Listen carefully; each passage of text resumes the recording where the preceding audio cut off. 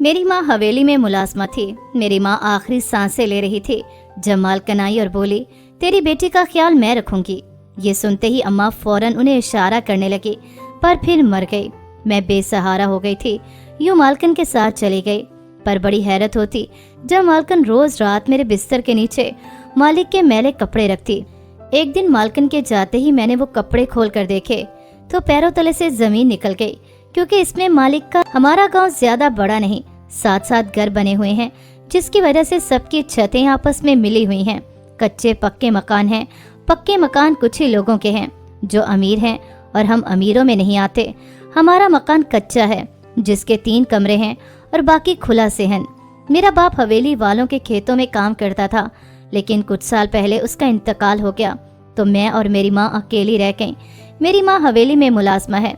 हवेली वाले इस गांव का सबसे अमीर घराना है और हवेली इस गांव की सबसे बड़ी और खूबसूरत इमारत। हवेली का मालिक गांव का सरपंच भी था। मेरी अम्मा सुबह 8 बजे हवेली जाती और शाम 6 बजे हवेली से वापस आती। हवेली में मेरी माँ के अलावा 10-11 और मुलाजमाएं भी थीं जो हवेली में काम करती थीं।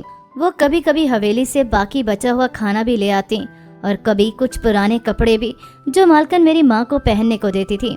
मैं इकलौती थी, मेरा कोई भाई बहन नहीं था। मेरी उम्र इस वक्त 27 साल थी।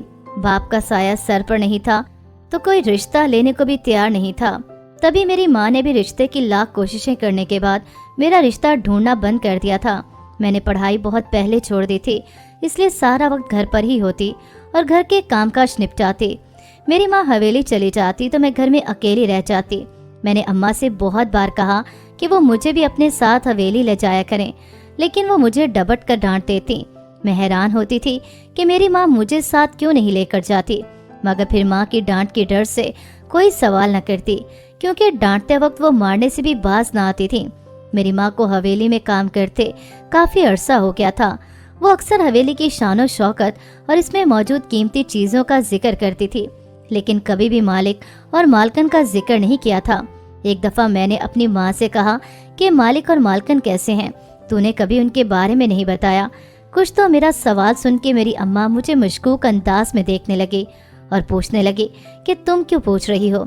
मैं कुछ गड़बड़ा गई, मगर फिर संभल कर कहा कि वैसे ही पूछा है। तुम हवेली का बहुत जिक्र करती हो, लेकिन मालिक और मालकन की कोई बात नहीं करती।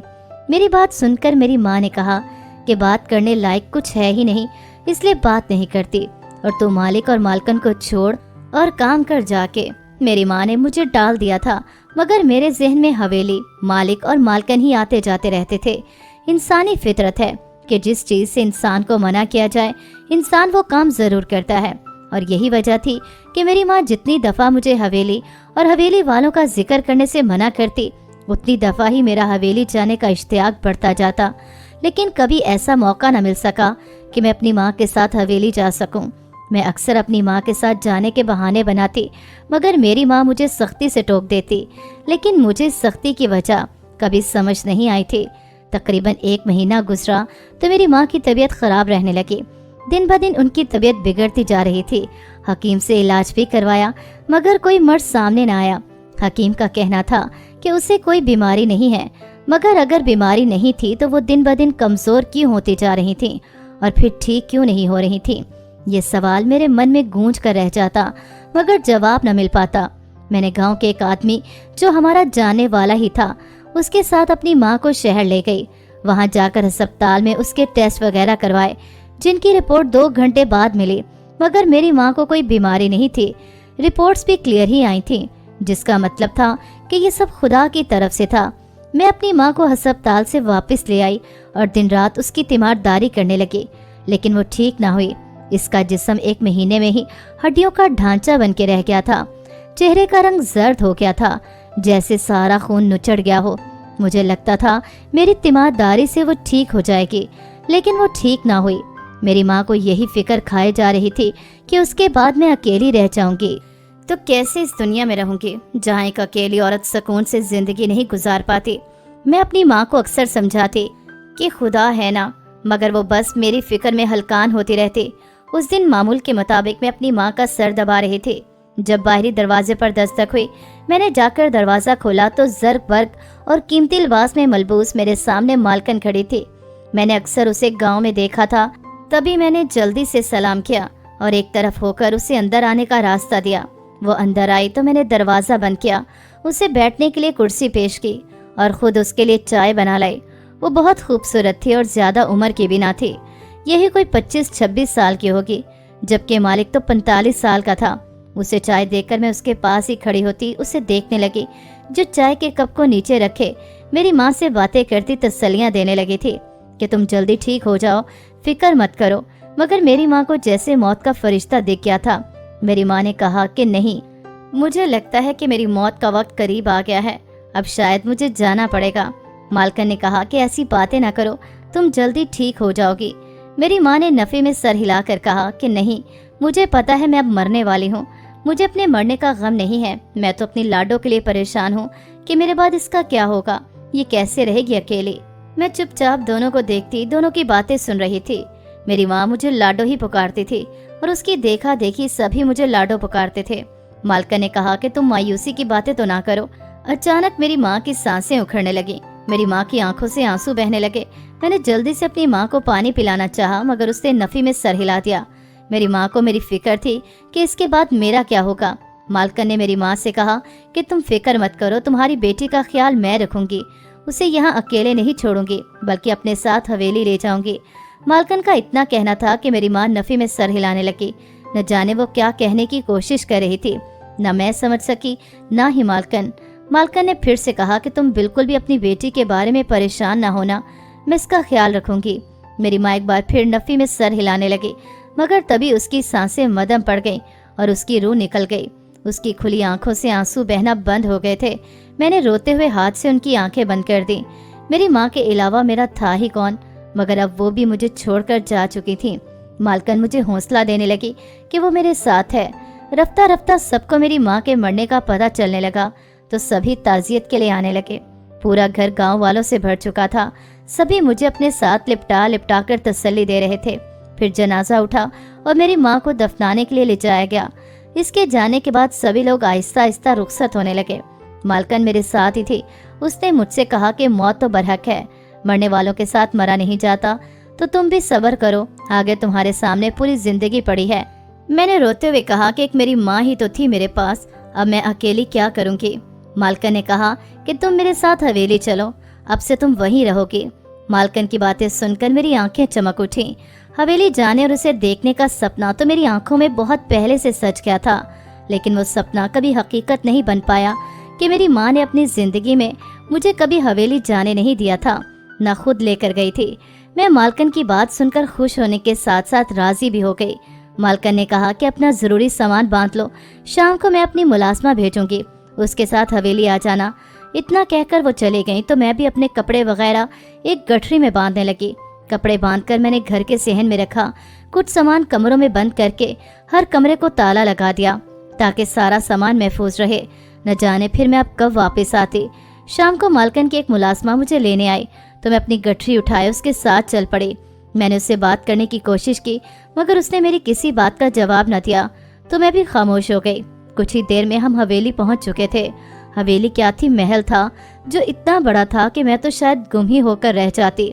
हम हवेली के वसी और इस हॉल में आए तो मेरी आंखें खैरा हो गईं। हर तरफ शो पीस, पेंटिंग्स, तस्वीरें और न जाने क्या कुछ था जो हॉल की खूबसूरती को बढ़ा रहा था। हॉल के वस्त में खूबसूरत और नफीस से सोफे रखे गए थे। सामने के दोनों अतराफ ऊपर को जाती सीढ़ियां थीं और ऊपरी मंजिल पर कितार दर कितार कमरे बने हुए थे। हाल की छत के वस्त में बेशबहा कीमती फानूस लगा हुआ था। मैं हैरान सी घूम घूम कर चारों तरफ का जायजा ले रही थी। जो मुलाजमा मुझे लेने गई थी उसने मुझे हैरत से देखकर कहा कि क्या देख रही हो। मैंने कहा हवेली बहुत खूबसूरत है। मुलाजमा ने पूछा पहली दफा देखी है क्या? मैंने पुरजोश होकर बताया हाँ, पहली दफा देखी है। मेरी बात सुनकर उसने ताज्जुब से पूछा कि तुम्हारी माँ तो यहाँ मुलाजमा थी, फिर पहली दफा क्यों देखी है? कभी उसके साथ यहाँ नहीं आई क्या? मैंने कहा नहीं, मेरी माँ मुझे कभी यहाँ लेकर नहीं आती थी। मुलाजमा ने एक बार फिर हैरत से मुझे देखा लेकिन कुछ पूछा नहीं। मैं अब भी बड़े शौक से हवेली को देखती आगे बढ़ रही थी। मुलाजमा ने मुझे एक बार फिर रोका और कहा कि चलो तुम्हें मालकन के पास ले जाऊं। मैंने सर हिलाया ही था कि पीछे से आती आवाज पर मैं रुक कर पलटी। वो मालिक था जिसने मुझसे पूछा था कि तुम कौन हो। मेरी जगह मुलाजमा ने जवाब दिया कि ये हवेली की इस मुलाजमा की बेटी है जिसका इंतकाल हो गया है, अब ये उसकी जगह आई है। मालिक ने सर हिला दिया और बाहर निकल गया। इस उम्र में भी वो बहुत फिट और सेहतमंद था। मुलाजमा ने कहा, चलो मेरे साथ। मैं सर हिलाती अपनी गठरी थामे उसके पीछे पीछे चलने लगी। मुलाजमा मुझे लेकर ऊपरी मंजिल पर आई और फिर दाएं जानिब मौजूद राहदारी के आखिरी कमरे की जाने पड़ी। वो मुझे लेकर अंदर दाखिल हुई तो सामने ही मालकन ड्रेसिंग टेबल के सामने बैठी अपने बाल बना रही थी। मुझे देखकर उठ खड़ी हुई और मेरी तरफ पलटती मुस्कुराई। मैं कमरा देख रही थी जो हवेली की तरह बहुत शानदार था। मालकन ने मुझसे पूछा, कैसी हो? मैंने चौंक कर उसकी तरफ मुतवज्जे होते कहा, मैं ठीक हूँ। मालकन ने कहा कि मैं जानती हूँ तुम अपनी माँ की मौत की वजह से दुखी हो, मगर जाना तो सबको ही पड़ता है, चाहे आज चाहे कल। मैंने तो बहुत दफा पहले भी तुम्हारी माँ को कहा था कि तुम्हें हवेली लेकर आया करे, मगर तुम्हारी माँ ने कभी मेरी बात नहीं मानी। उसकी बात सुनकर मैं चौंक गई और अपनी माँ की हरकत पर अफसोस भी हुआ, जो मुझे मालकन के कहने पर भी यहाँ लेकर न आई। मेरे चुप रहने पर मालकन ने फिर से कहा कि चलो कोई बात नहीं, अब तो तुम आ गई हो ना, अब से तुम यहीं रहोगी। रानी, लाडो को इसका कमरा दिखा दो। मुझसे लगावट से कह के उसने मेरे साथ मुलाजमा को कड़क लहजे में हुक्म दिया, जिसका नाम रानी था। मालकन की बात सुनकर वो मुझे लिए वापस नीचे आई और फिर हवेली में नीचे एक तरफ बने कमरे में से एक कमरे में ले आई। ये कमरा छोटा सा था, जिसमें एक सिंगल बेड और एक अलमारी थी। अलमारी के दूसरे खाने के दरवाजे पर बाहर की तरफ एक आईना लगा हुआ था। कमरे में ही एक खिड़की थी जो राहदारी में खुलती थी। बाकी कमरे में इसके अलावा कोई शय न थी। मुलाजमा ने मुझसे कहा कि अब से तुम यहाँ रहोगी, यही तुम्हारा कमरा है। मैंने कहा, ठीक है, क्या तुम लोग भी यहीं हवेली में रहती हो? मेरा सवाल सुनकर मुलाजमा ने कहा कि नहीं, हम लोग सर्वेंट क्वार्टर में रहते हैं, हवेली में मुलाजमों को रहने की इजाज़त नहीं। मैंने कहा कि मैं भी तो मुलाजमा ही हूँ, फिर मुझे क्यों हवेली में रखा जा रहा है? मुलाजमा ने कहा, ये तो मुझे नहीं मालूम, अब मैं चलती हूँ। इतना कहकर मुलाजमा चले गई तो मैं भी अलमारी में अपना सामान सेट करने लगी। कुछ ही देर में सामान सेट करने के बाद मैं लेट गई कि रात हो गई थी। माँ के गम में भूख तो वैसे ही उठ चुकी थी।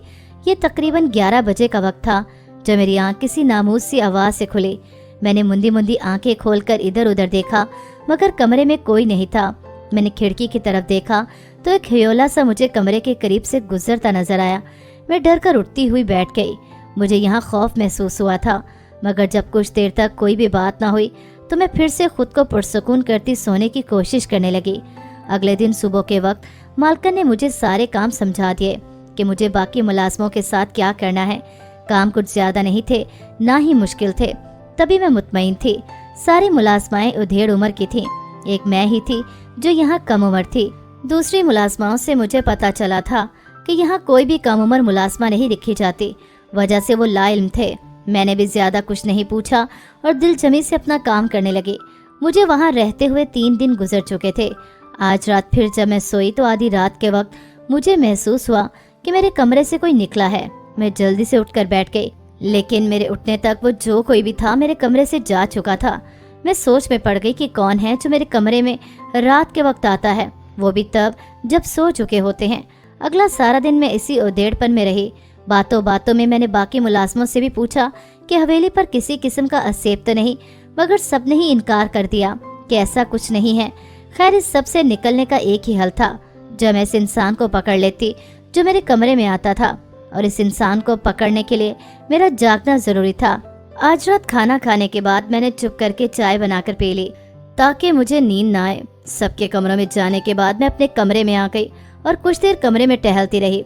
फिर थक कर मैं बेड पर लेट गई, लेकिन अपनी आंखें बंद न की कि कहीं मैं सो ना जाऊं। नींद से बचने के लिए मैं अपनी पिछली जिंदगी के बारे में सोचने लगी, अपने माँ बाप और अपने बारे में। इसी सब में कब 12 बजे मुझे खबर ना हुई। मैं अपनी ही सोचों में गुम थी जब मेरे कमरे के दरवाजे पर आहट सी हुई। मैंने जल्दी से करवट दरवाजे की तरफ लेकर आंखें बंद कर ली ताकि वो जो कोई भी है मुझे सोता हुआ ही समझे। आने वाले ने अपने पीछे दरवाजा बंद किया और आहिस्ता आहिस्ता मेरे बेड की जानिब बढ़ने लगा। मैंने हल्की सी आंखें खोलकर उसको देखा, जो अब मेरे करीब झुककर नीचे कुछ रख रहा था। मगर मेरी हैरत की इंतहा न रही, क्योंकि वो कोई और नहीं, मालकन ही थी जो मेरे बेड के नीचे कुछ रखने की कोशिश कर रही थी। मैंने खौफ से मुंह बंद ही रखा। अगर मैं बोल पड़ती तो वो मुझे हवेली से निकाल देती, और मैं यहाँ से निकलना नहीं चाहती थी। मैं यूं ही बेहिस्सो हरकत पड़ी रही, और फिर वो खामोशी से आई थी उसी खामोशी से वापस भी चली गई। मुझे हैरत इस बात पर थी कि वो क्या रख कर गई थी। मैंने जल्दी से उठने की कोशिश ना की कि कहीं वो वापस ना आ जाए। तकरीबन आधा घंटा गुजरने के बाद मैं खामोशी से और एहतियात से उठी। बेड के नीचे झांकने से पहले मैंने आहिस्ता से दरवाज़ा बंद किया और फिर वापस बेड के करीब आई। बेड के करीब नीचे बैठकर मैंने अंदर हाथ डाला और वो गठरी बाहर निकाल ली जो मालकिन ने मेरे बेड के नीचे रखी थी। लेकिन एक बार फिर मैं शदीद हैरत का शिकार हुई, क्योंकि वो गठरी नहीं, मालिक के गंदे कपड़े थे जो बंधे हुए थे। मैं सोच में पड़ गई कि वो मालिक के गंदे कपड़ों को यहाँ क्यों रखती हैं, वो भी रोज। क्या वो सब नौकरानियों के कमरे में रखती हैं या सिर्फ मेरे लिए ही?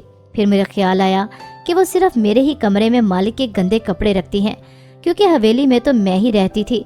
बाकी सारी नौकरानियां या तो सर्वेंट क्वार्टर में रहती थी या फिर अपने घरों को वापस लौट जाती थी।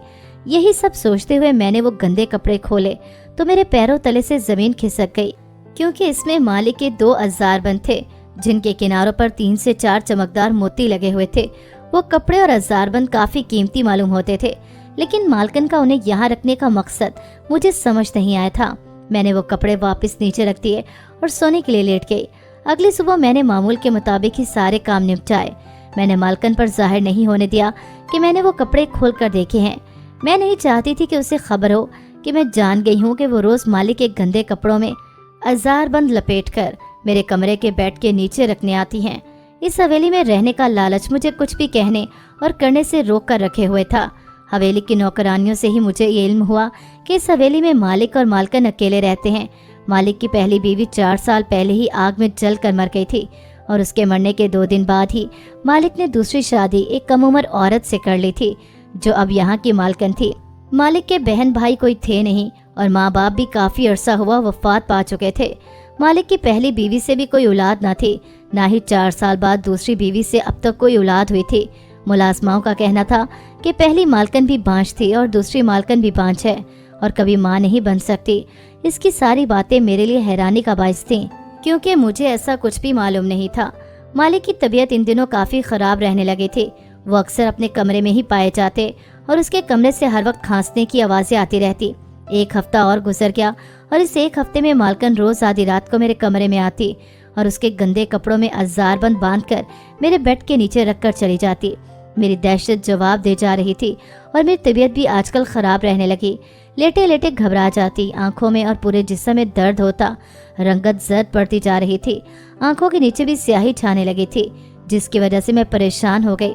मेरी हालत बिल्कुल वैसी ही होती जा रही थी जैसी मरने से पहले मेरी माँ की थी। मुझे अब हवेली और मालकिन से खौफ महसूस होने लगा था। मैं अब यहाँ से जल्द अज जल्द जाना चाहती थी, लेकिन जाने से पहले मैं सब कुछ मालूम करना चाहती थी कि आखिर मालकिन के इस अमल के पीछे राज क्या है। मैंने मालकिन पे कुछ जाहिर तो ना किया था, लेकिन मैं मालूम करना चाहती थी कि मालकिन ऐसा क्यों करती है। तभी मैंने एक रात मालकिन का पीछा करने का सोचा। उस रात मालकिन मेरे कमरे में मालिक के गंदे कपड़ों में अज़ारबंद बांध के बेड के नीचे रखकर चली गई, तो उसके जाने के 2 सेकंड बाद ही मैं भी चप्पल पहनकर उसके पीछे दबे कदमों निकले। मैंने पूरी कोशिश की थी कि उसे इस बात का इल्म ना हो और अपनी इस कोशिश में मैं कामयाब भी रही थी। मैं कमरे से बाहर निकली तो वो राहदारी के आखिरी सिरे पर नजर आई। मैंने जल्दी से कदम आगे बढ़ाए। वो मेरे कमरे से निकलकर अब हवेली के बैरूनी गेट की तरफ बढ़ रही थी। हवेली इतनी बड़ी थी कि बाहर जाते जाते भी हमें तकरीबन 15 मिनट लग गए थे। हवेली से निकलकर उसका रुख गांव के वीराने की तरफ था। मैं मुसलसल उसके पीछे पीछे थी। वो गांव का पुराना कुआं था जिसके करीब जाकर वो रुकी थी। उसके हाथ में कुछ था जिसे मैं देख नहीं पा रही थी। तभी मैं एक दरख्त की आड़ में होती उसके करीब हो गई, ऐसे कि मैं उसे नजर न आती। मैंने देखा कि उसके हाथ में बाल थे जिस पर वो कुछ पढ़कर फूंक रही थी, और फिर आधे घंटे तक पढ़ते रहने के बाद उसने वो बाल कुएं में फेंक दिए। बाल फेंककर उसने मजीद कुछ पढ़ा और फिर वापसी को कदम बढ़ा दिए। मैं भी उसके पीछे पीछे ही हवेली पहुंची। मालकिन सीढ़ियां चढ़कर अपने कमरे में चली गई तो मैं भी दबे कदमों सीढ़ियां चढ़कर उसके कमरे के दरवाजे पर रुक गई। अंदर से बातों की आवाज आ रही थी। मालिक मालकिन से पूछ रहा था कि कहाँ गई थी। मालकिन ने बेनियाजी से कहा कि बाहर से शोर की आवाज आ रही थी तो वही देखने गई थी, मगर बाहर कुछ नहीं था। मालिक ने कहा ठीक है, रात बहुत हो गई है, सो जाओ। कमरे में अब खामोशी छा गई थी। मैं खामोशी से जीने उतरती अपने कमरे की तरफ बढ़ने लगी। उनकी बातों से ये तो वाज़िया हो गया था कि मालिक को इस सब के बारे में कुछ भी इल्म नहीं। मैं वहां से अपने कमरे में आई और बेड पर लेटने लगी तो चौंक गई। साइड टेबल पर सुबह मैंने कंघा रखा था जिसमें मेरे बाल थे, मगर वो अब बालों से खाली था। मुझे बेसाख्ता वो बाल याद आए जो मालकन ने कुएं में कुछ पढ़कर फेंके थे, यानी वो किसी और के नहीं मेरे बाल थे। मेरा दिल घबराने लगा। मालकन के फेल मुझे कुछ अच्छे नहीं लग रहे थे। कहीं ना कहीं मुझे यकीन था कि वो मुझे अपने किसी मकसद के लिए इस्तेमाल कर रही हैं। मेरी तबीयत खराबी की वजह भी शायद उसका अमल था। अब अगर मुझे अपने आप को उससे बचाना था तो इसका राज खोलना था, वरना तो मैं यूं ही अपनी माँ की तरह मर जाती। मालिक की खराब तबीयत भी मुझे लग रहा था कि मालकन के इसी अमल की वजह से है।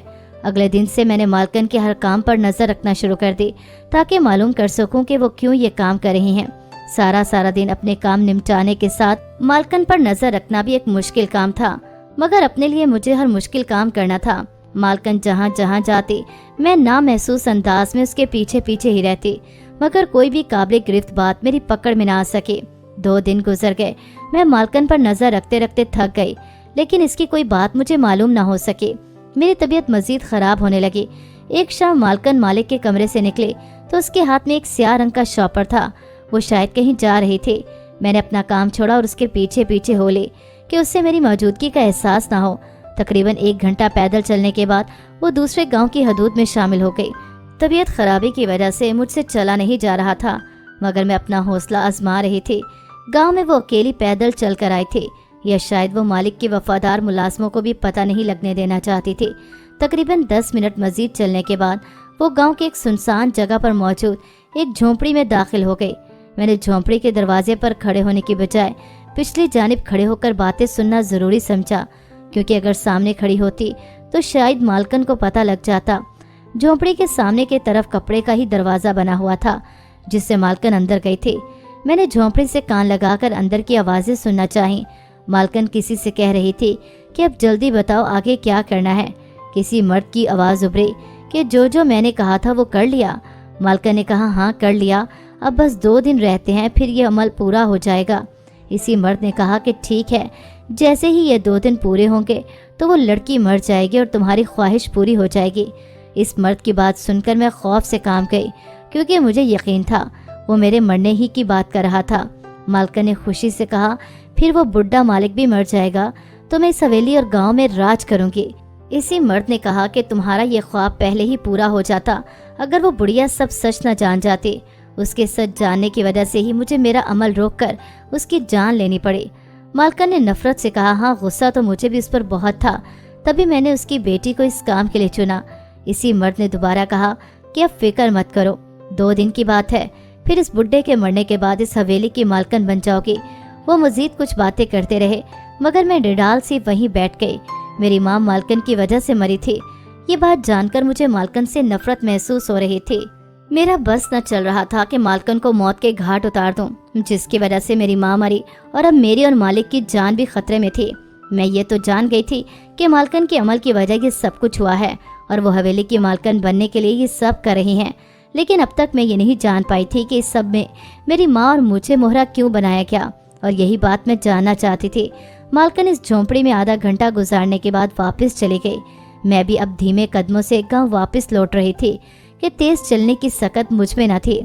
मुझे याद आया जब मेरी माँ मरने के करीब थी तभी मालकन ने उससे मेरा खुद ख्याल रखने को कहा, तो मेरी माँ ने नफी में सर हिलाया था। तब मुझे समझ नहीं आया था, लेकिन अब मुझे समझ आ रहा था कि मेरी माँ मुझे उसके हवाले नहीं करना चाहती थी। मैं गिरती पड़ती हवेली पहुंची और हवेली के पिछले दरवाजे से अंदर दाखिल होकर अपने कमरे में बेड पर बैठ गई। लेटते ही मैं गनूदगी में चली गई। सुबह मेरी आंख खुली तो मुझसे उठा भी नहीं जा रहा था। एक मुलाजमा ने मुझे बुलाकर दवाई दी, जिसे खाकर मैं फिर से सो गई। दोबारा मेरी आंख दोपहर को खुली तो मुझे इल्म हुआ कि मालकन हवेली में नहीं है। ये मेरे लिए अच्छा मौका था। तभी मैं निढाल सी मालिक के कमरे में आई। वो मुझसे भी ज्यादा बीमार और करीबुल मर्ग लग रहे थे। मैं उसके सामने जाकर कुर्सी पर बैठ गई तो वो मुझे चौंक कर देखने लगा। मैंने कहा कि मैं आपको मालकन के बारे में कुछ बताने आई हूँ। मालिक ने पूछा, क्या बताने आई हो? इसके बारे में। मैंने कहा कि मालकन की वजह से आपकी और मेरी जान को खतरा है। वो आपको मारकर इस हवेली पर राज करना चाहती है। मालिक ने गुस्से से मुझे देखा और भड़क कर कहा कि बकवास बंद करो, ऐसा कुछ भी नहीं है जैसा तुम कह रही हो। मैं पहले भी ऐसे बीमार हुआ था और ठीक भी हो गया था। میں نے کہا کہ پہلے آپ اس لیے ٹھیک ہو گئے تھے کیونکہ مالکن کا عمل درمیان میں رک گیا تھا، کیونکہ میری اماں کو سب پتہ لگ چکا تھا اور اس نے مالکن کو روکنے کی کوشش میں اپنی جان گنوا دی۔ مالک نے حیرانی سے پوچھا کیسا عمل؟ تو میں نے مالک کو بتانا شروع کیا کہ مالکن کسی کے ساتھ مل کر آپ کو مروانے کی کوشش کر رہی ہیں اور روز رات کو وہ آپ کے گندے کپڑوں میں آپ کا آزار بند باندھ کر میرے بیڈ کے نیچے رکھتی ہیں۔ پہلے میں بالکل ٹھیک تھی، لیکن جب سے حویلی آئی ہوں تب سے بیمار رہنے لگی ہوں، اور یہ بالکل ویسی ہی بیماری ہے جیسے میری ماں کو تھی، اور اس بیماری کے بعد میری ماں مر گئی۔ میں نے مالکن کو یہ بھی بتایا کہ میں نے مالکن کا پیچھا کیا تھا، وہ کل کسی سے ملی تھی اور تبھی میں نے سنا کہ وہ آپ کو مار کر آپ کی حویلی پر قبضہ کرنا چاہتی ہے۔ 2 دن بعد آپ اور میں دونوں مر جائیں گے۔ میری بات سن کر مالک سوچ میں پڑ گیا۔ بیمار تو وہ واقعی تھا، اور پھر اکثر راتوں کو اس نے اپنی بیوی کو کمرے سے باہر جاتے دیکھا تھا، اور جب اس کی واپسی پر وہ اس سے پوچھتا تو وہ ہر بار بہانہ بنا دیتی۔ مالک نے کہا کہ اگر ایسی بات ہے تو پھر وہ مجھ سے نہیں بچے گی۔ میں تب بھی بیمار رہتا تھا جب تمہاری ماں یہاں رہتی تھی، اور اب جب سے تم آئی ہو پھر سے بیمار رہنے لگا ہوں۔ میں نے کہا کہ مالکن کو جلد از جلد رنگے ہاتھوں پکڑ لیں تاکہ میں اور آپ مرنے سے بچ جائیں۔ میں اتنا کہہ کر کمرے سے باہر آ گئی تھی۔ دوپہر کے وقت میں نے دیکھا کہ مالک اپنے کمرے سے باہر آیا اور اپنے 2 مرد ملازموں سے کچھ کہا۔ انہیں مالک کا حکم سنتے ہی مالکن کو پکڑ لیا، اور مالکن جو حیرانی سے مالک کو دیکھ رہی تھی غصے سے ملازموں پر چیخی کہ چھوڑو مجھے، مگر انہوں نے اسے نہیں چھوڑا۔ مالک نے کہا کہ لاڈو نے مجھے سب کچھ بتا دیا ہے، اگر تم زندان خانے میں نہیں جانا چاہتی تو مجھے ساری حقیقت بتا دو۔ مالکن نے نفرت سے مجھے دیکھا اور کہا اگر پتہ چل ہی گیا ہے تو پوچھ کیا رہے ہو؟ مالک نے کہا کہ مجھے پوری بات جاننی ہے کہ تم نے ایسا کیوں کیا۔ مالکن نے کہا کہ تم نے زبردستی مجھ سے شادی کی تھی، میرے باپ کے قرضے کو معاف کرنے کے بدلے تم نے مجھے اپنے نکاح میں لے لیا۔ میں ایک بڈھے سے شادی نہیں کرنا چاہتی تھی، مگر مجھے کرنی پڑی۔ میں نے سوچ لیا تھا کہ تمہاری حویلی پر قبضہ کر کے تمہیں یہاں سے رخصت کر دوں گی، اس لیے میں نے ایک کالے جادو کرنے والے سے رابطہ کیا۔ اس کے کہنے پر میں نے لاڈو کی ماں کے ذریعے کچھ عمل کیے جس سے وہ بیمار پڑ گئی اور میرا کام ادھورا رہ گیا۔ اس سے یہ ہوتا ہے کہ میں ماں نہ بن پاتی اور تم بیمار ہو کر مر جاتے، اس سے کسی کو تمہاری بیماری کا پتہ نہ چلتا، مگر لاڈو کی ماں کے مرنے سے سب برباد ہو گیا۔ مجھ سے کہا گیا کہ میں کسی ایسی لڑکی کے ذریعے ایک بار پھر وہ عمل کروں جو بالغ اور کنواری ہو۔ وہ تو مجھے لاڈو مل گئی، یہ مر جاتی تو کسی کو فرق نہ پڑتا اور تم بھی مر جاتے، جس کے بعد میں سویلی پر راج کرتی۔ اس کی بات سن کر مالک نے اسے زندان خانے میں ڈلوا دیا اور میرے ساتھ اپنے ملازموں کو لے کر اس آدمی کے پاس پہنچا۔ وہ آدمی مالک کو دیکھ کر گھبرا گیا اور اس نے کہا کہ اسے مالکن نے مجبور کیا تھا۔ اب چونکہ مالکن نے عمل روک دیا ہے تو 2 دن بعد وہ عمل پورا نہ ہونے کے باعث وہ پہلے کی طرح ٹھیک ہو جائیں گے۔ مالک نے اس آدمی کو گاؤں بدر کر دیا اور پھر ہم گاؤں واپس آ گئے۔ اگلے کچھ دنوں میں مالک نے میرا احسان مند ہو کر مجھ سے نکاح کر لیا اور میں اس حویلی کی مالکن بن گئی جس کو دیکھنے کے میں خواب دیکھا کرتی تھی۔ ابا کی حرکتیں ان دنوں مجھے بہت مشکوک لگ رہی تھیں۔ مجھے ایسا لگ رہا تھا جیسے وہ ہم سے کچھ چھپا رہے ہیں۔ ان کا اکثر راتوں کو دیر سے آنا بھی کچھ الگ ہی کہانی سنا رہا تھا۔ اماں کو تو مگر جیسے کوئی پرواہ ہی نہیں تھی۔ میں نے کئی بار کہا کہ اماں ابا سے بات کرو، ان سے پوچھو کہ وہ رات کو دیر سے کیوں گھر آتے ہیں، جبکہ ایسا انہوں نے کبھی نہیں کیا۔ تو اماں بے فکری سے کہتی ہیں کہ خود ہی ٹھیک ہو جائے گا تمہارا باپ۔ مجھے ایسا لگتا تھا کہ جیسے اماں اور ابا کے بیچ کوئی انبن چل رہی ہے، شاید اسی لیے ابا ناراضگی کے اظہار کے طور پر گھر دیر سے آنا شروع ہو گیا ہے۔ دوسری طرف اماں کو پرواہ ہی نہیں تھی، وہ اپنے کاموں میں مشغول رہتی۔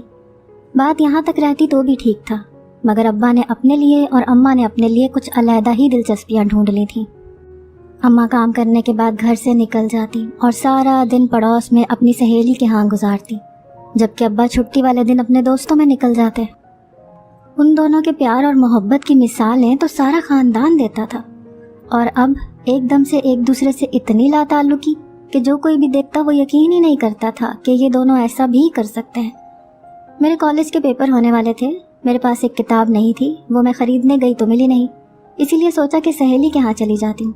اس کے گھر سے واپسی پر رکشے میں بیٹھنے لگی تو میں نے جو منظر دیکھا اس نے مجھے چونکا دیا۔ ابا کے ساتھ برقعے میں نے ایک عورت کو دیکھا تھا۔ میں حیران ہوئی کہ وہ عورت کون ہے اور ابا اس کے ساتھ کہاں جا رہے ہیں۔ میں جس رکشے میں بیٹھی تھی میں نے اس رکشے والے کو کہا کہ اپنے سامنے والے رکشے کا پیچھا کرو، تو وہ مشکوک نظروں سے مجھے دیکھنے لگا کہ یہ لڑکی ایسا کیوں کہہ رہی ہے۔ अब मैं उसे क्या बताती कि मैं किसी और का नहीं बल्कि अपने ही बाप का पीछा कर रही हूँ। मैंने उसे ज़्यादा पैसे का लालच देकर अब्बा के पीछे जाने का कहा। अब्बा ने गुंजान आबाद इलाके में रिक्शा रुकवा लिया था और उस औरत के साथ बाजार की तरफ बढ़ गए थे। वो औरत मेरी माँ तो नहीं हो सकती थी, क्योंकि मैंने अपनी अम्मा को कभी बुर्का पहने नहीं देखा था। अम्मा जब कभी घर से बाहर निकलती तो चादर ज़रूर ले लेती थी, तो इसका साफ मतलब यही था कि अब्बा के साथ कोई और औरत है। मैं बहुत परेशान हो गई थी। अम्मा और अब्बा के दरमियान पहले ही नाराज़गी चल रही थी और अब तो अब्बा किसी और औरत के साथ। अगर ये सब अम्मा को पता चल गया तो उसे बहुत दुख होता। मुझे समझ नहीं आ रहा था कि क्या करूं। मैं चाहती थी कि अम्मा को बताऊं ताकि वो अब्बा को इस सब से रोके, लेकिन दूसरी तरफ मुझे ये भी डर था कि कहीं घर में लड़ाई झगड़ा और ना बढ़ जाए। उसी शाम को जब अब्बा घर आए तो कहने लगे कि मैं कल 2 दिनों के लिए दूसरे शहर जा रहा हूँ। अम्मा जाने क्यों ये सुनकर बहुत खुश हुई और अब्बा की पैकिंग करने लगी। अब्बा को अक्सर अपने काम के सिलसिले में दूसरे शहर जाना होता था, लेकिन इससे पहले अम्मा ने कभी उनकी पैकिंग नहीं की थी। अब्बा हमेशा अपने कपड़े खुद ही पैक करते थे और अपना सारा काम भी खुद ही करते थे। तो इस बार अम्मा उनके जाने से ऐसे खुश हो रही थी जैसे उसको कोई बहुत बड़ी दौलत मिल गई हो। मैं बच्ची नहीं थी जो ये सब नहीं समझती। 12वीं क्लास की तालबा थी और मुझ में इतनी समझ बूझ तो थी कि घर में होने वाले अनहोने मामलात और रवैयों को परख सकूं। सख्त गर्मियों के दिन थे। अब्बा तो सुबह ही सुबह दूसरे शहर के लिए निकल गए थे। दोपहर के वक्त अम्मा हम बहन भाइयों को कहने लगी कि नीचे बहुत ही ज़्यादा गर्मी है, तुम लोग ऊपर छत पर चले जाओ, मैं रोटी बनाकर तुम लोगों को आवाज़ दे दूंगी। मैं अपने छोटे बहन भाइयों के साथ छत पर चली गई और ये सोचने लगी कि अम्मा ने हमें छत पर क्यों भेज दिया। गर्मियों में वैसे भी रोटी हम तंदूर से लेकर आते थे ताकि अम्मा को इतनी गर्मी में किचन में ना रोटी बनानी पड़े। मेरी छोटी बहन मुझे कहने लगी, पापा छत पर तो गर्मी है, अम्मा ने हमें छत पर क्यों भेज दिया। मैं इस बात का क्या जवाब देती जबकि मुझे खुद कुछ नहीं पता था। अम्मा ने कहा था कि मैं 1 घंटे तक रोटी बनाकर तुम लोगों को खुद ही नीचे बुलाऊंगी, इसीलिए मैं वक्त गुजारी की खातिर छत से बाहर की तरफ देखने लगी। थोड़ी ही देर बाद मैंने अब्बा को दूर से आते देखा। वो काम से इतनी जल्दी कैसे आ सकते थे। मुझे लगा मेरा वहम होगा, मगर थोड़ा करीब होने पर देखा तो वो अब्बा ही थे। शायद उनका काम जल्दी ख़त्म हो गया था। अब्बा घर में दाखिल हो गए। मैं अभी नीचे जाने का इरादा कर ही रही थी कि हमारे घर से चीखने चिल्लाने की आवाज़ें आने लगी। अब्बा ऊंची आवाज़ में अम्मा पर चिल्ला रहे थे। घर में पहली बार ऐसा हुआ था। हम बहन भाई डर गए। घर के बाहर लोगों का मजमा लग गया। अचानक मेरे कानों में तलाक के अल्फाज गूंजे। मैं साकत रह गई। ये अब्बा ने क्या कर दिया? क्या उन्होंने अम्मा को तलाक दे दी? ये सुनकर मुझसे सब्र नहीं हुआ और मैंने नीचे की तरफ दौड़ लगा दी। नीचे जो मंजर देखा उसने मेरे कदमों तले से जान ही निकाल दी थी। अम्मा के कमरे का मंजर कुछ यूं था कि अम्मा के कमरे के बिस्तर पर फूलों की पत्तियां बिखरी हुई थीं और अम्मा उन पर ऊंधी पड़ी रो रही थीं। करीब ही अब्बा आंखों में तैश लिए खड़े थे। मुझे देखकर कहने लगे कि इस औरत को कहो कि मेरा अब इससे कोई वास्ता नहीं, मैंने इसे तलाक दे दी है, निकल जाए इस घर से। अब्बा ये कहकर घर से बाहर चले गए तो मैं अम्मा की तरफ मुड़ी जो रो रही थी। मेरा अपना दिमाग सुन हो रहा था और मैं कुछ नहीं समझ पा रही थी कि क्या करना चाहिए। अब्बा और अम्मा की तलाक ने मुझे हिला कर रख दिया था। हमारा हंसता बसता घर एक ही लम्हे में उजड़ भी सकता था। मैंने कभी सोचा ही नहीं था। मैं अम्मा का हुलिया और कमरे की हालत देखकर चौंक गई। अम्मा खूब तैयार शैयार थी, हालांकि अब्बा तो घर पर थे ही नहीं। मेरे अब्बा अम्मा से बहुत प्यार करते थे, तो अगर उन्होंने तलाक दी थी तो ज़रूर कोई बड़ी वजह ही होगी। ये सब कुछ एकदम से नहीं हुआ था। मुझे याद आने लगा कि अम्मा की खुद की हरकतें भी तो मशकूक ही थीं काफ़ी दिनों से। वो खुद भी तो बदली बदली सी थी। मुझे वहीं खड़े सब याद आने लगा कि इस नौबत तक आने के लिए शुरुआत कहाँ से हुई थी। हम 3 बहनें और एक छोटा भाई था। मैं बहनों में सबसे बड़ी थी, जबकि बाकी सब मुझसे छोटे थे। हमने शुरू से ही अम्मा और अब्बा में बेहद मोहब्बत और सलूक देखा था। उनको कभी आपस में लड़ते झगड़ते नहीं देखा था। यहाँ तक कि जब गुर्बत ने हमारे घर में डेरे डाल रखे थे और अक्सर हमें भूखे रहना पड़ता था, फिर भी अम्मा ने कभी माथे पर शिकन नहीं लाई थी और कभी अब्बा से पैसों के लिए झगड़ा नहीं किया था। ख़ानदान वाले और मोहल्ले वाले मेरी माँ और अब्बा की मोहब्बत को रश्क की निगाहों से देखा करते थे।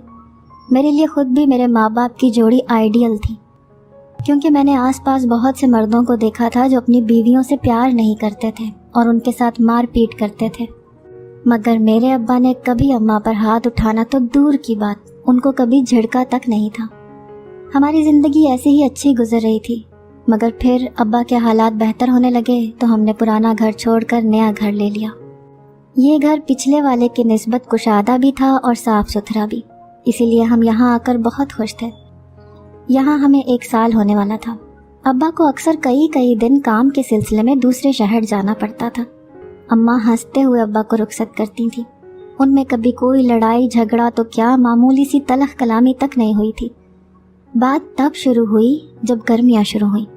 میں کالج سے تھکی ہاری آتی تو اماں مجھے کہتی کہ نیچے بہت گرمی ہے، بچوں کو اوپر چھت والے کمرے میں لے جاؤ، میں وہیں روٹی لے آؤں گی۔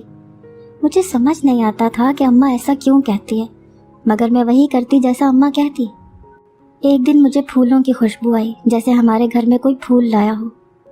میں نے نیچے جا کر دیکھا تو اماں کہیں نہیں تھی، خوشبو بھی اماں کے کمرے سے ہی آ رہی تھی۔ کمرہ بند تھا۔ میں نے اماں کو آواز دی تو وہ کہنے لگی، میں غسل خانے میں ہوں، کچن میں روٹی پڑی ہے، تم اوپر لے جاؤ۔ پھر یہ روزانہ کا ہی معمول بننے لگا۔ میرے پیپر قریب تھے، اسی لیے کالج والوں نے فری کر دیا تو اب میں گھر پر ہی ہوتی تھی۔ مجھے اماں کا رویہ دن بدن بدلتا محسوس ہو رہا تھا۔ اب وہ پہلے کی طرح نہیں رہتی تھی، بلکہ اپنا دھیان رکھنا شروع ہو گئی تھی۔ ابا اور اماں کے بیچ اب مجھے ایک سرد مہری کسی دیوار محسوس ہوتی تھی۔ ان دونوں کو ہی جیسے ایک دوسرے کی کوئی پرواہ نہیں تھی۔ میں یہ دیکھ کر پریشان ہوتی تھی، مگر کچھ نہیں کر سکتی تھی۔ پھر اماں نے روز دوپہر کو ہمیں چھت پر بھیجنا شروع کر دیا، کہتی کہ نیچے بہت گرمی ہے، 1 گھنٹے بعد نیچے آنے کا کہتی، اور جب ہم نیچے آتے تو وہ غسل خانے میں ہوتی تھیں۔ مجھے اس بات کی سمجھ نہیں آتی تھی کہ تیز پھولوں کی خوشبو کہاں سے آتی ہے۔ ایسا لگتا تھا جیسے اماں کے کمرے سے ہی آتی ہو، مگر اماں ہمیں کمرے میں جانے دیتی تبھی میں دیکھ پاتی، اور ایسا ممکن نہیں تھا۔ ایک بار میں بلا اجازت اماں کے کمرے میں گئی تھی اور اماں نے بہت غصہ کیا تھا کہ میں بغیر پوچھے ان کے کمرے میں کیوں آئی ہوں۔ اس کے بعد میں نے توبہ کر لی، مگر میں بہت مشکوک ہو چکی تھی کہ اماں اور ابا کن چکروں میں ہیں۔ ابا نے بھی بن ٹھن کر کام پر جانا شروع کر دیا تھا اور دوسری طرف اماں نے بھی خود کا خیال رکھنا شروع کر دیا تھا، مگر شاید یہ بننا سنورنا ایک دوسرے کے لیے نہیں تھا، جبھی تو انہوں نے ایک دوسرے کی پرواہ کرنی چھوڑ دی تھی۔ اور اب ایک دم سے طلاق۔ میں نے اماں کی طرف دیکھا، کیا ابا نے اماں کو کسی اور کے ساتھ دیکھا تھا؟ میرا ذہن یہ ماننے کو تیار ہی نہیں تھا، مگر کمرے کی حالت اور خود اماں کا حلیہ تو کچھ یہی کہانی سنا رہا تھا۔ اماں رو رہی تھی۔ میں نے پوچھا، اماں یہ سب کیا ہے؟ ابا نے تمہیں طلاق کیوں دی؟ اماں روتے ہوئے کہنے لگیں کہ تمہارا باپ کہتا ہے کہ میں بد کردار ہوں، حالانکہ بد کردار تو میں نہیں، وہ ہے۔ چکر میرا نہیں، اس کا چل رہا ہے۔ اسے تو صرف مجھ پر شک ہے، جبکہ مجھے تو پکا یقین ہے کہ وہ مجھے دھوکہ دے رہا ہے۔ میں نے خود اسے کئی بار ایک عورت کے ساتھ دیکھا ہے۔ اپنے جھوٹ کو چھپانے کی خاطر وہ مجھ پر الزام لگا کر طلاق دے کر چلا گیا۔ اماں روتے ہوئے سامان پیک کرنے لگیں۔ کچھ حد تک تو اماں کی باتیں بھی ٹھیک ہی تھیں۔ میں نے خود بھی تو ابا کو اس عورت کے ساتھ دیکھا تھا جو جانے کون تھی اور ہمارا گھر برباد کرنے پر تلی ہوئی تھی۔ ہم نہیں چاہتے تھے کہ اماں یہاں سے جائیں، مگر اب چونکہ طلاق ہو گئی تھی تو اماں کو جانا ہی تھا۔ محلے کی عورتیں آ کر اماں کو سمجھانے لگیں کہ ابھی رجوع کی گنجائش ہے، تم لوگوں میں صلح ہو سکتی ہے، تم یہ گھر چھوڑ کر مت جاؤ۔ مگر اماں کے سر پر جنون سوار تھا کہ میں یہاں 1 منٹ نہیں رکوں گی۔ میں نے پوچھا، ماں تم کہاں جاؤ گی؟ کیونکہ میں جانتی تھی کہ اماں کبھی بھی اپنے باپ کے گھر واپس نہیں جائے گی۔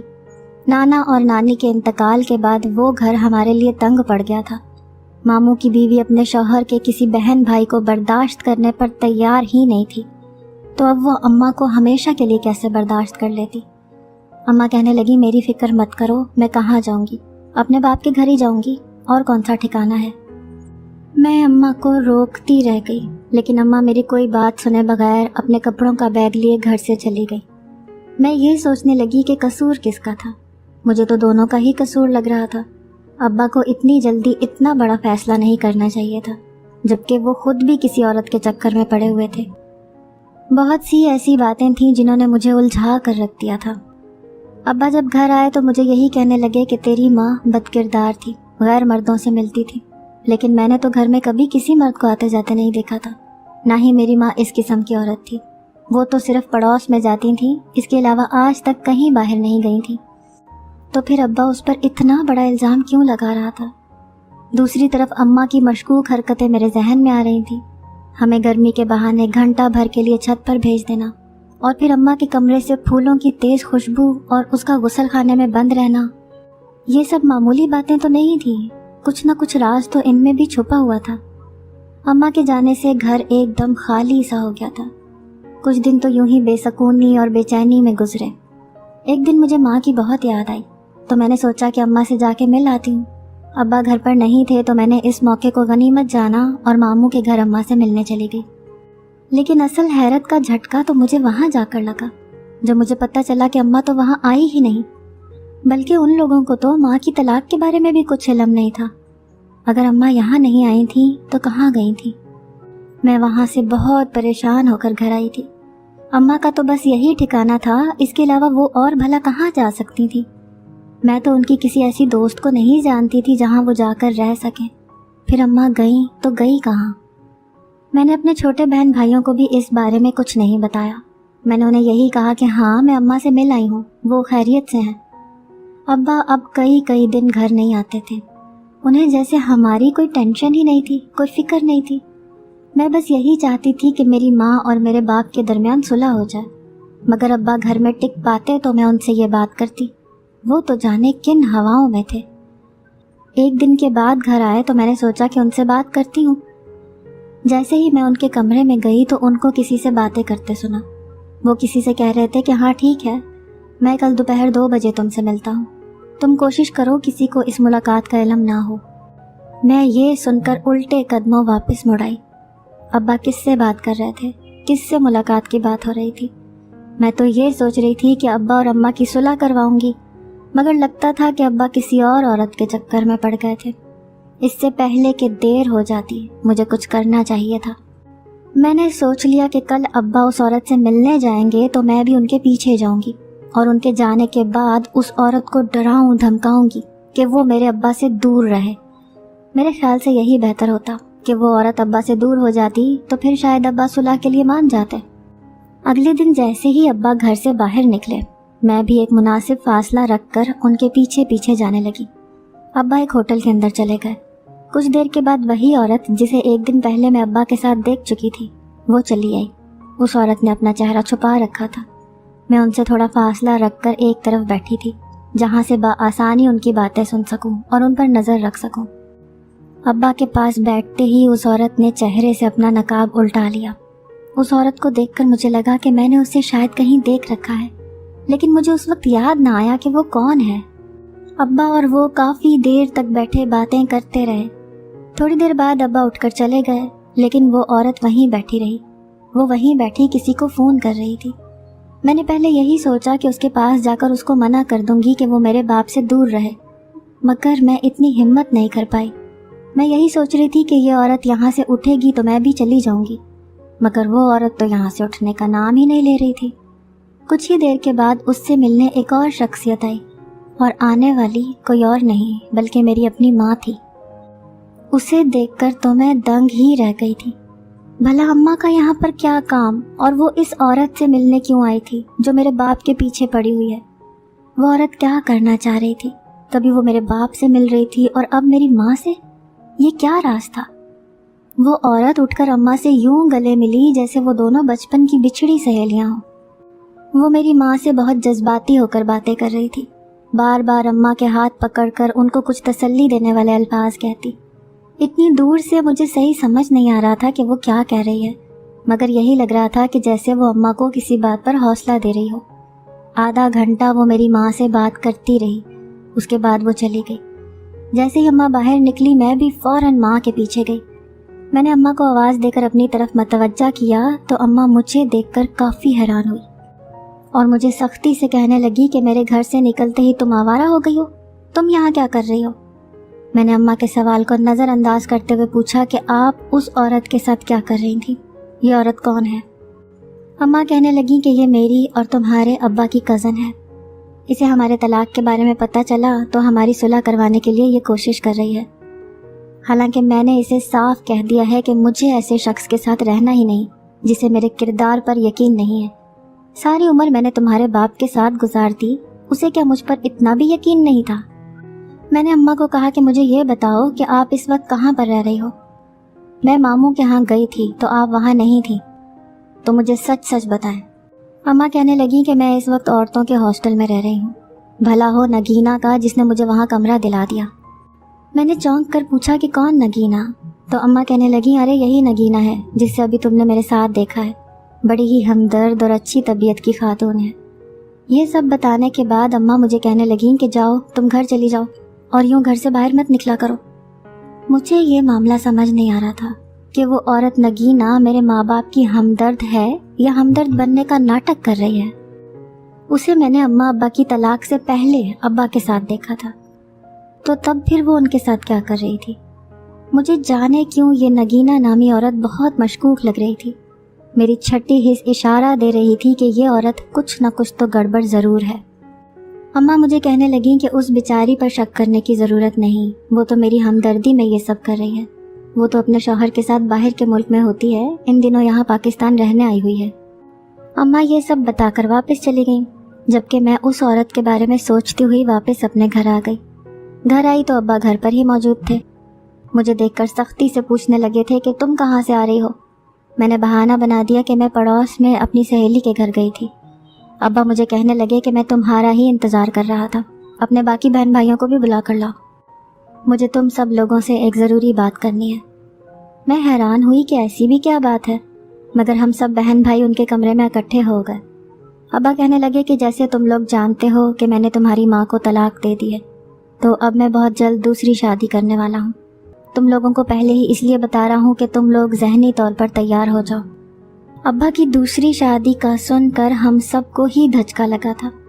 पहले मुझे शक था कि शायद वो नगीना आंटी के चक्कर में है, लेकिन अगर वो शादीशुदा थी तो फिर अब उनके साथ कैसे शादी कर सकते थे?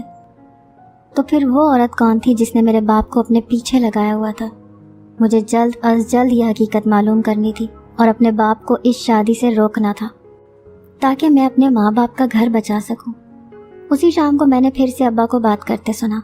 वो नगीना आंटी से बात कर रहे थे और कह रहे थे कि नगीना, उस औरत के साथ मेरी सुलह नहीं बनती, लेकिन फिर भी मैं एक बार तुम्हारे कहने पर उसके पास कल जाऊंगा। तुम मुझे बता दो कि वो कहाँ रह रही है। ये सुनकर मुझे खुशगवार सी हैरत हुई कि वो नगीना आंटी तो अच्छी खातून निकली। वो वाकई में मेरे माँ बाप की सुलह की कोशिशें कर रही हैं। अगले दिन अब्बा मुझसे कहने लगे कि चलो तुम्हारी माँ के पास चलते हैं। मैं बहुत खुश हुई कि शायद अब्बा का दिल बदल गया है और अब शायद वापसी में अम्मा हमारे साथ घर आ जाए। लेकिन मैं क्या जानती थी कि किस्मत में तो कुछ और ही लिखा है, और जो लिखा है वो ऐसा होगा कि मैंने कभी वहमो गुमान में भी नहीं सोचा था। जब हम वहाँ पहुँचे तो हमने देखा कि उस हॉस्टल के लॉन में अम्मा बैठी थी, लेकिन उसके साथ कोई और मर्द भी था। वो दोनों आपस में बातचीत कर रहे थे। ये देखकर अब्बा का गुस्सा इंतहा को पहुंच गया और वो कहने लगे कि देखा, मैं तुम्हें कहता था कि तुम्हारी माँ एक बदकिरदार औरत है और अब तक मुझे धोखा देती आई है। लो, तुम भी अपनी आंखों से देख लो। अब मुझे कोई भी सुलह के लिए ना कहे, अब मैं दूसरी शादी करके रहूँगा। मैं अम्मा से बात करना चाहती थी, लेकिन अब्बा मुझे अपने साथ ही ले गए। मुझे यकीन नहीं था कि मेरी माँ ऐसी हो सकती है। ज़रूर कोई ना कोई बात थी। मैंने सोचा कि मुझे नगीना आंटी से मिलना चाहिए ताकि वो एक बार फिर अब्बा को समझा सके कि ऐसा कुछ नहीं था जैसा वो समझ रहे थे। हो सकता है कि अम्मा उससे कोई काम की बात कर रही हूँ, वो कोई अनजान शख्स हो। अब्बा अगर एक बार नगीना आंटी की बात सुन सकते थे तो दूसरी बार भी शायद सुन लेते। मैंने अम्मा को कॉल की तो उनसे बात करके मुझे पता चला कि वाकई अब्बा को गलत फहमी हो गई थी। मैंने बातों ही बातों में अम्मा से नगीना आंटी का एड्रेस भी ले लिया ताकि मैं खुद वहाँ जाऊँ और उन्हें कायल करूँ कि वो मेरे माँ बाप को फिर से एक कर दें। मैं अम्मा के बताए हुए एड्रेस पर उनसे मिलने गई तो पता चला कि वो घर पर नहीं थी। वो यहाँ अपने भाई के घर ही ठहरी हुई थी। उनकी भाभी ने मुझे देखते हुए अजीब से अंदाज में कहा कि वो तो तुम्हारे बाप के साथ घूमती फिरती है और तुम उसका पता करने यहाँ आई हुई हो। जाकर अपने बाप को तलाश करो, वो उसी के साथ मिलेगी। ये सुनकर मेरे होश फना हो गए कि ये क्या कह रही हैं वो। میں نے کہا کہ ہاں جی، وہ ان دنوں میری اماں اور ابا کی صلح کی کوشش کروا رہی ہیں، شاید اسی لیے وہ ابا سے ملنے گئی ہوں۔ میں نے تو اپنی طرف سے بات سنبھالنے کی کوشش کی تھی کہ وہ میرے ابا کو غلط نہ سمجھے، مگر وہ عورت میری بات سن کر ہنسنے لگی اور کہنے لگی کہ بی بی، تم کس خوش فہمی میں رہ رہی ہو؟ وہ تمہارے ماں اور باپ کے درمیان صلح کروائے گی، ایسا ہو ہی نہیں سکتا، جبکہ طلاق بھی اسی نے کروائی ہو۔ اس نے اور بھی بہت کچھ بتایا۔ میں یہ سن کر بھاگتی ہوئی اماں کے پاس گئی اور انہیں سب بتا کر میں انہیں اپنے ساتھ گھر واپس لے آئی۔ ابا گھر آئے تو اماں کو دیکھ کر چیخنے لگے، مگر میں نے انہیں اپنی قسم دے کر خاموش کروا دیا اور کہا کہ حقیقت وہ نہیں ہے جو آپ سمجھ رہے ہیں، میں آپ کو بتاتی ہوں کہ کیا بات ہوئی ہے۔ نگینہ آنٹی طلاق لے کر واپس آئی ہیں اور اب وہ اپنے لیے کسی اچھے رشتے کی تلاش میں تھی کہ وہ ان دنوں آپ سے یعنی اپنے پرانے منگیتر سے ملی۔ آپ کی خوشیاں انہیں برداشت نہیں ہوئیں۔ انہوں نے اماں کی جگہ لینے کے لیے آپ کو اماں کے خلاف کر دیا، جبکہ میری اماں تو یہ بھی نہیں جانتی تھی کہ وہ طلاق لے کر پاکستان آئی ہیں۔ اماں روتے ہوئے کہنے لگیں کہ میں بد کردار نہیں ہوں، اسی نے ہم دونوں کے درمیان غلط فہمیاں پیدا کی تھیں۔ وہ مجھے کہتی تھی کہ تمہارے شوہر کا کسی عورت کے ساتھ چکر چل رہا ہے۔ پھر اس نے مجھے کہا کہ تم اپنے شوہر کو قابو میں رکھنے کے لیے اپنے کمرے میں دوپہر کے وقت کچھ عمل کیا کرو۔ اسی کے کہنے کے مطابق میں تیز پرفیوم کی خوشبو لگا کر کمرے میں وظیفے پڑھتی تھی اور پھر نہا کر کپڑے بدل لیتی تھی۔ آپ کو یہ تھا کہ شاید میں کسی اور سے باتیں کرتی ہوں، لیکن میں چوری چوری اسی سے باتیں کرتی تھی، کیونکہ اس نے مجھے منع کر رکھا تھا کہ میں آپ کو بتاؤں کہ میں اس سے بات کر رہی ہوں۔ ابا کہنے لگے کہ دوسری طرف وہ میرے دل میں شک ڈال رہی تھی کہ تم کسی غیر مرد کے چکر میں ہو، اور اسی نے اس دن مجھ سے کہا تھا کہ میں تم سے ملنے جاؤں، لیکن میں وہاں گیا تو تم کسی آدمی کے ساتھ بیٹھی ہوئی تھی، جس سے میرا شک اور مضبوط ہو گیا۔ اماں کہنے لگیں کہ میرا خیال ہے اس کو بھی نگینہ نہیں بھیجا ہوگا، کیونکہ وہ بے معنی سے سوالات کر رہا تھا۔ میں نے کچھ دیر اس کے سوالات کے جوابات دیے اور پھر اسے ڈانٹ کر بھگا دیا، لیکن تب تک شاید آپ دیکھ چکے تھے، سارا معاملہ کلیئر ہو چکا تھا۔ ابا اسی سے دوسری شادی کرنا چاہ رہے تھے۔ اس عورت نے اپنے ٹوٹے گھر کا بدلہ میرے ماں باپ کے گھر کو بھی توڑ کر لینا چاہا، اور وہ اس میں کسی حد تک کامیاب بھی ہو گئی تھی، لیکن شکر ہے کہ صلح کی مدت ختم ہونے سے پہلے پہلے میرے ماں باپ کی غلط فہمیاں دور ہو گئیں۔ ان دونوں نے ایک دوسرے سے معافی مانگی کہ وہ آئندہ ایک دوسرے پر شک نہیں کریں گے۔ اس جیسی عورتیں اس معاشرے میں بکثرت پائی جاتی ہیں، جو نہ تو اپنا گھر بچا سکتی ہیں اور نہ ہی دوسروں کو بسا دیکھ سکتی ہیں۔ میرے ابا تو ان کا شکار نہیں بن سکے، اب وہ جانے کس کا گھر اجاڑنے کی کوشش کرتی۔ ایسی عورتوں سے تو اللہ ہی بچائے۔